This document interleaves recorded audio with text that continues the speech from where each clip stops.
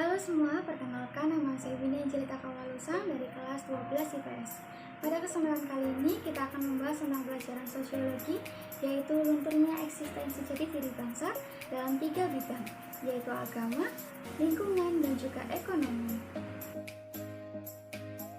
Yang pertama kita akan membahas dalam bidang agama.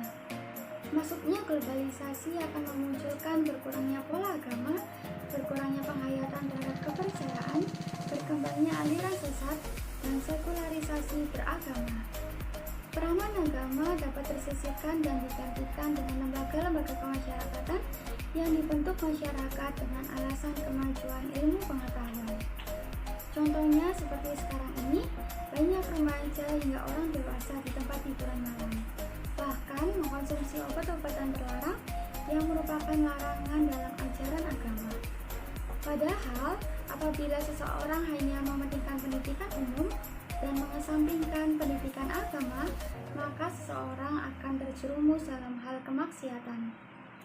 Pendidikan agama sangatlah penting dalam menghadapi era globalisasi pada masa saat ini, karena agama merupakan sebuah pedoman hidup yang berisi aturan-aturan yang harus diamalkan dalam kehidupan sehari-hari, dan di dalam pendidikan agama dapat mendidik dan mengubah sikap seseorang menjadi lebih baik lagi.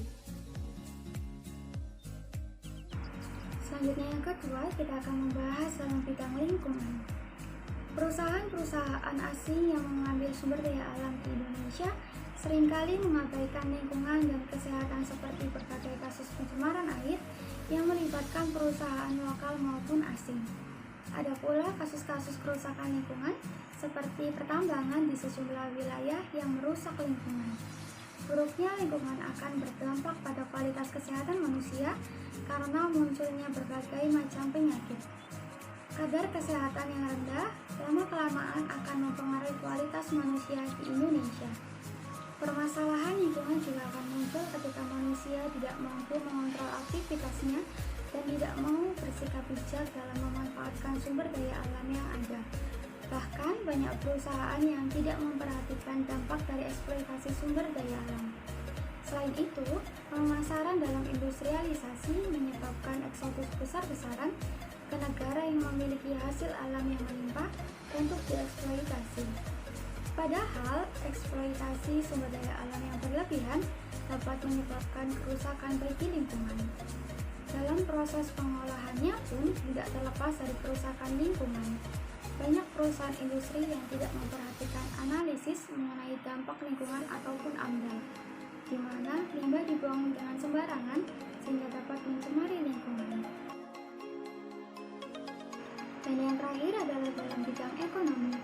Masuknya perusahaan-perusahaan multinasional telah mematikan perusahaan dan usaha-usaha masyarakat lokal. Bagaimana tidak, dibandingkan dengan produk lokal, produk perusahaan multinasional harga jualnya lebih murah, kemasannya lebih bagus, ditambah dengan tingkat konsumerisme masyarakat yang tinggi, produk-produk perusahaan nasional serta usaha kecil masyarakat jelas akan kalah bersaing. Akibatnya, banyak perusahaan nasional yang belum tikar dan tingkat pengangguran menjadi meningkat. Salah satu bukti yang bisa kita lihat adalah peringkat daya saing Indonesia yang turun karena hanya kuat di pasar domestik. Penurunan peringkat daya saing global Indonesia menunjukkan masih banyaknya aspek di dalam negeri yang cenderung stagnan ataupun menurun.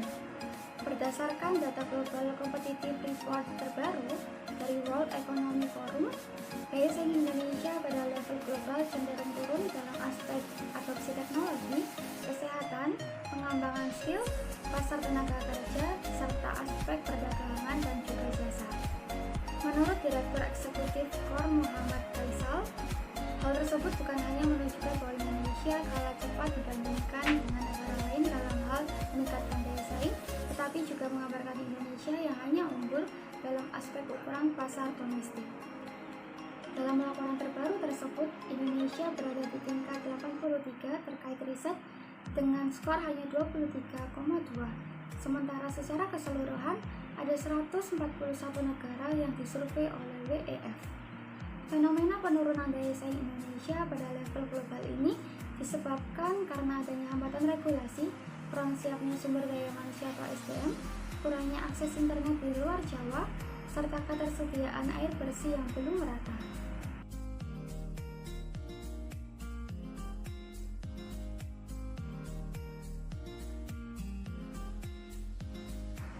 Sekian dari saya mengenai pembahasan tentang pelajaran sosiologi. Mohon maaf jika ada salah kata. Tuhan Yesus memberkati.